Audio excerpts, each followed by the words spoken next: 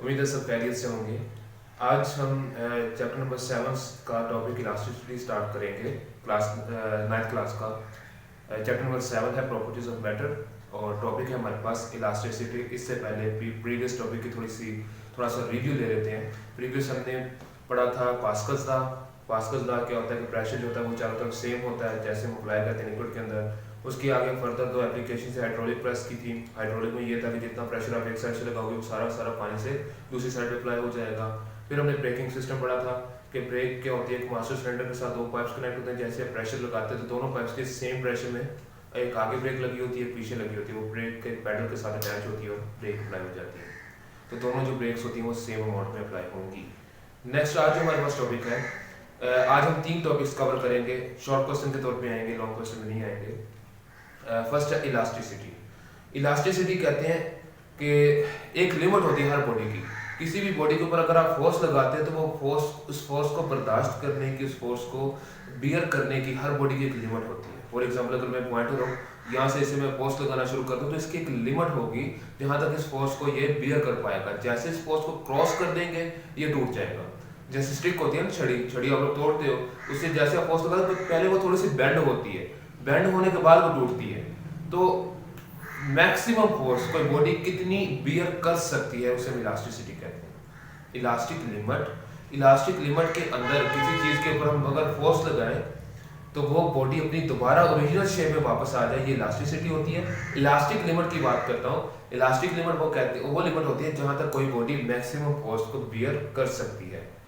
यानी अगर मैं पॉइंटर को यहाँ पे फोर्स लगाना शुरू कर दूं, जैसे छोड़ूंगा अपनी ओरिजिनल शेप में वापस आ जाएगा। जैसे एक स्प्रिंग होता है ना, स्प्रिंग को खींचो थोड़ा सा वो वापस आ जाता है, थोड़ा सा कंप्रेस करो तब भी वो वापस आ जाता है। तो इलास्टिसिटी कहते हैं कि अगर किसी बॉडी के ऊपर फोर्स लगाए और वो दोबारा अपनी ओरिजिनल शेप में वापस आ जाए उसे हम बोलते हैं इलास्टिसिटी। और इलास्टिक लिमिट कहते हैं कि जो फोर्स आपने लगानी है वो उस लिमिट के अंदर लगानी है कि बॉडी टूटे ना या अपनी शक्ल चेंज ना करे। जैसे स्प्रिंग को ज्यादा खींच दिया तो वो वापस नहीं जाता। क्यों नहीं जाता? क्योंकि हमने उसकी इलास्टिक लिमिट को क्रॉस कर दिया है, वो वापस नहीं जाएगा। स्प्रिंग को ज्यादा कंप्रेस कर दे तभी वो वापस नहीं जाता। क्यों नहीं जाता? क्योंकि उसे हमने उसकी इलास्टिक लिमिट को क्रॉस कर दिया है। क्लियर है? तो इलास्टिक लिमिट होती है कि वो लिमिट जहां पे कोई बॉडी मैक्सिमम फोर्स को बियर कर सकती है और अपनी ओरिजिनल शेप में वापस आ सकती है, वो उसकी इलास्टिक लिमिट होगी। तो इस लिमिट के अंदर आप जितनी फोर्स लगाओगे बॉडी अपनी ओरिजिनल शेप में वापस आ जाएगी। इसे हम कहते हैं इलास्टिसिटी। अब दूसरा टॉपिक है हमारे पास स्ट्रेस का। स्ट्रेस किसे कहते हैं? स्ट्रेस कहते हैं दबाव को। जैसे ना वो जहनी दबाव भी होता है, माइंड को हम जैसे स्ट्रेस या टेंशन बोलते हैं, जहनी दबाव होता है उसे भी हम स्ट्रेस बोलते हैं। स्ट्रेस का मतलब होता है दबाव। किसी एरिया के ऊपर लगाई जाने वाली फोर्स को हम दबाव बोलते हैं। प्रेशर और स्ट्रेस दोनों सेम वर्ड है, सेम क्वांटिटीज हैं, सेम यूनिट्स हैं, सेम इनके फॉर्मूले हैं। तो दोनों में कंफ्यूजन नहीं होना। जहाँ पे स्ट्रेस आ जाए वहाँ प्रेशर की डेफिनेशन भी लिख सकते हो, जहाँ पे प्रेशर आ जाए वहाँ पे स्ट्रेस की डेफिनेशन भी लिख सकते हो। दोनों के यूनिट्स सेम है। आपको क्वेश्चन भी आ सकता है कि show that pressure and stress have the same unit. तो force per unit area is called stress, force per unit area is called pressure. यानी किसी भी खास एरिया पे लगाई जाने वाली फोर्स को क्या बोलते हैं? प्रेशर भी बोलते हैं और स्ट्रेस भी बोलते हैं। क्लियर है? तो दोनों के यूनिट पास्कल हैं, दोनों सेम है। चलिए ठीक, स्ट्रेस हो गया। तीसरा टॉपिक है हमारे पास स्ट्रेन का। तीसरा मुझे डेफिनेशंस करनी है और कुछ नहीं करना। स्ट्रेन किसे कहते हैं? स्ट्रेन कहते हैं कि अगर आपने फोर्स अप्लाई की है किसी बॉडी के ऊपर, फॉर एग्जांपल अगर आपके पास एक स्प्रिंग है, उसके ऊपर आपने फोर्स लगाया तो उसे खींचा है, तो खींचने से क्या होगा? स्प्रिंग की लेंथ इंक्रीज हो जाएगी। तो स्ट्रेन कहते हैं आउटपुट बट ओवर इनपुट। यहाँ सिंपल अल्फाज में कि किसी बॉडी के ऊपर आपने स्ट्रेस लगाई, उसकी शक्ल या उसकी लेंथ क्या हो गई? चेंज हो गई। तो change in length over original length, यानी ओरिजिनल लेंथ के रिस्पेक्ट किसी बॉडी में कितनी चेंज आया है, उसकी लेंथ में कितना चेंज आया है, उसे हम बोलते हैं स्ट्रेन। स्ट्रेन इक्वल होता है टेंसाइल स्ट्रेन। टेंसाइल बोलते हैं लीनियर को, लेंथ में अगर कोई चेंज है। फॉर एग्जांपल अगर मैं पॉइंटर तो नहीं, खैर इससे अगर आप स्प्रिंग कंसीडर करें तो इसे मैं यहाँ से खींचूंगा तो क्या होगा? ये यहाँ से यहाँ तक स्ट्रेच हो जाएगा। तो ओरिजिनल लेंथ कितनी थी? ओरिजिनल लेंथ ये थी, ठीक है। उसमें चेंज कितना आया? यहाँ से लेके इस पॉइंट तक चेंज आया।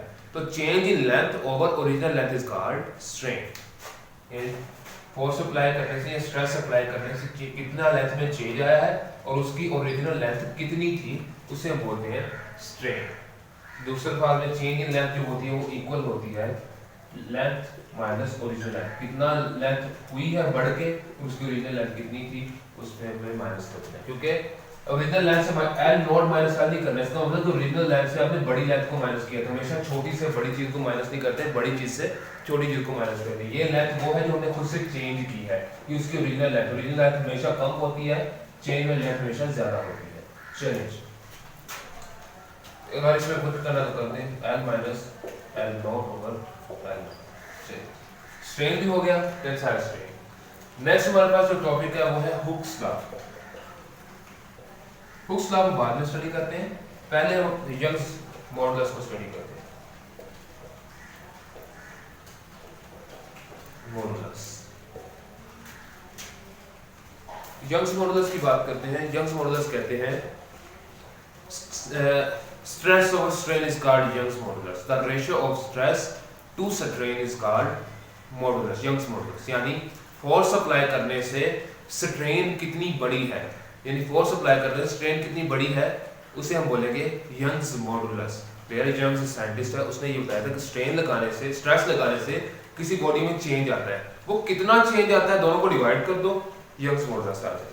चलिए यंग्स मॉडुलस होता है स्ट्रेस ओवर स्ट्रेन, यानी फोर्स लगाने से कितना चेंज आया है उसे हम बोलेंगे यंग्स मॉडुलस। स्ट्रेस का फॉर्मूला हमारे पास क्या होता है, force per unit area put कर दें जी, F ओवर A, और स्ट्रेन का फॉर्मूला क्या होता है, change in length over original length put कर दें, change in length over original length. दोनों को रीअरेंज करें तो ये आ जाएगा F over A L not over del L। तो जो यंग्स मॉडुलस है वो इक्वल होता है, इसे रीअरेंज करके लिख देते हैं F L not over A del L। तो ये है जो हमारे पास यंग्स मॉडुलस का फॉर्मूला। क्लियर? चलिए अब हमारे पास लास्ट टॉपिक रह गया है हुक्स लॉ का, उसे स्टडी करते हैं कि हुक्स लॉ क्या होता है। हुक्स लॉ को स्टडी करते हैं। हुक्स लॉ कहते हैं, हुक्स साइंटिस्ट था, उसने ये लॉ इंट्रोड्यूस करवाया। उसने बोला कि जितनी किसी भी बॉडी के ऊपर हम जितनी फोर्स लगाएं उसमें उतना ही चेंज प्रोड्यूस होता है। सिंपल सी बात है, स्प्रिंग ले, थोड़ी सी फोर्स लगाओगे थोड़ा सा खींचा जाएगा, ज्यादा फोर्स लगाओगे ज्यादा खींचा जाएगा, और ज्यादा फोर्स लगाओगे और ज्यादा खींचा जाएगा। तो यानी स्ट्रेस डायरेक्टली प्रोपोर्शनल होती है स्ट्रेन के। जितना स्ट्रेस लगाओ, जितनी फोर्स लगाओगे उतना ही स्ट्रेन यानी उतना ही चेंज पैदा होगा। फोर्स लगाने से बॉडी में उतना ही चेंज पैदा होगा। क्लियर है? इसे आहिस्ता से रोटेट करोगे तो ये आहिस्ता से फोर्स लगाओगे तो आहिस्ता से रोटेट करेगा। ये पॉइंटर का जो ढक्कन है, कैप है, ज्यादा फोर्स लगाओगे तो ज्यादा रोटेट करेगा। या सिंपल अल्फाज में एक स्प्रिंग की एग्जांपल मैंने आपको दे दी है। स्प्रिंग को पकड़कर थोड़ा सा खींचोगे नीचे, वो थोड़ा सा स्ट्रेच होगा, थोड़ा सा लंबा होगा। ज्यादा फोर्स लगाओगे तो वो ज्यादा लंबा हो जाएगा। यानी स्ट्रेस डायरेक्टली प्रोपोर्शनल होती है स्ट्रेन के। लेकिन इसकी एक कंडीशन है। कंडीशन क्या है कि लिमिट, इलास्टिक लिमिट को क्रॉस नहीं करनी चाहिए। आप जितनी फोर्स लगा रहे हो उसकी लिमिट, उस फोर्स की जो हद है वो इलास्टिक लिमिट को क्रॉस नहीं करनी चाहिए। इलास्टिक लिमिट को जैसे ही आप क्रॉस कर जाओगे तो बॉडी या तो टूट जाएगी या वो अपनी ओरिजिनल शेप में वापस नहीं आएगी। यानी with in the elastic limit, elastic limit के अंदर स्ट्रेस डायरेक्टली प्रोपोर्शनल होती है स्ट्रेन के। इसकी भी आपको एग्जांपल दे देता हूँ। स्प्रिंग को पकड़ के खींचोगे स्ट्रेच हो जाएगा, और खींचोगे और लंबा हो जाएगा, और खींचोगे और लंबा हो जाएगा। लेकिन ये उसकी लिमिट है, ये उसकी फोर्स बर्दाश्त करने की लिमिट है। यहाँ से अगर छोड़ोगे तो अपनी ओरिजिनल शेप में वापस आ जाएगा। तो अगर आप यहाँ तक अगर आप स्ट्रेच लगाओगे तो वो स्ट्रेन के डायरेक्टली प्रोपोर्शनल है। लेकिन जैसे यहाँ से फोर्स इंक्रीज करोगे, ये जो हमारे पास स्प्रिंग होगा वो बिल्कुल सीधा हो जाएगा, तो दोबारा अपनी ओरिजिनल शेप में वापस नहीं आएगा। तो इस लिमिट को जैसे ही क्रॉस करोगे वहां पे हुक्स लॉ अप्लाई नहीं होगा। क्लियर है? अब वो होती है ना, रबड़ होती है, रबड़ को अगर आप खींचोगे तो स्ट्रेच हो जाएगी, और खींचोगे और स्ट्रेच हो जाएगी। यहाँ तक उसकी लिमिट है। लेकिन जैसे आप इस लिमिट से और ज्यादा खींचोगे तो वो सेंटर से टूट जाती है। तो टूट के फिर वो दोबारा अपने ओरिजिनल शेप में तो वापस नहीं आएगी। तो यही हुक्स लॉ ने बोला था कि इलास्टिक लिमिट के अंदर स्ट्रेस क्या होती है, स्ट्रेन के डायरेक्टली प्रोपोर्शनल होती है। यानी स्ट्रेस डायरेक्टली प्रोपोर्शनल है स्ट्रेन के। तो प्रोपोर्शनैलिटी का साइन अगर आप खत्म करो तो उसकी जगह क्या आ जाता है, कांस्टेंट आ जाता है, तो ये आ जाएगा स्ट्रेन। ठीक है, अगर कांस्टेंट की वैल्यू निकालनी है तो आप निकाल लो, ये आ जाएगा स्ट्रेस ओवर स्ट्रेन, क्लियर है। तो इसी कांस्टेंट को हम क्या बोलते हैं, यंग्स मॉडुलस, जो अभी हमने पढ़ा है पीछे, क्लियर है। ये कांस्टेंट जो क्या होता है वो यंग्स मॉडुलस के होता है, उसका फॉर्मूला क्या होता है, स्ट्रेस ओवर स्ट्रेन, जो अभी हमने पढ़ा है।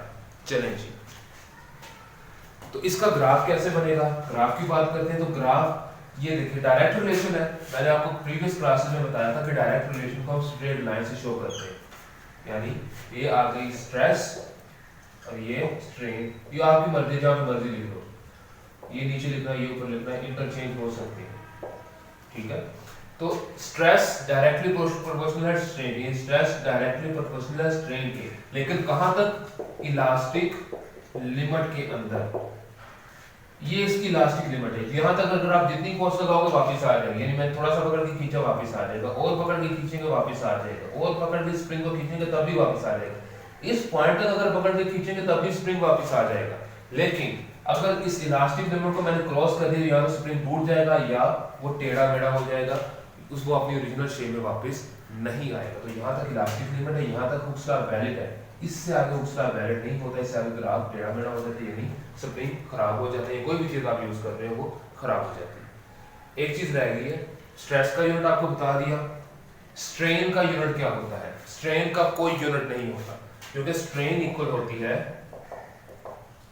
Change in length over original, ये भी लेंथ है ये भी लेंथ है, लेंथ का यूनिट मीटर, इस लेंथ का यूनिट भी मीटर, दोनों एक दूसरे को कैंसिल कर देते हैं, आंसर 1 आता है, 1 कोई यूनिट नहीं है।